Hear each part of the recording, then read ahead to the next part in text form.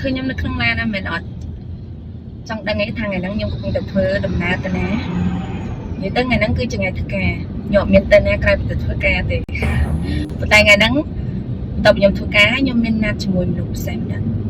ចង់ដឹងថាណាគេតោះមកមើលទាំងអស់គ្នា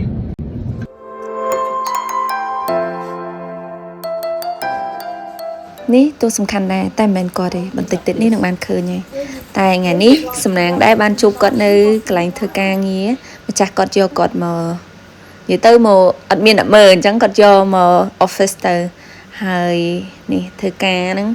អត់មានបានធ្វើការអីច្រើនទេព្រោះឥឡូវទៅលេងជាមួយគាត់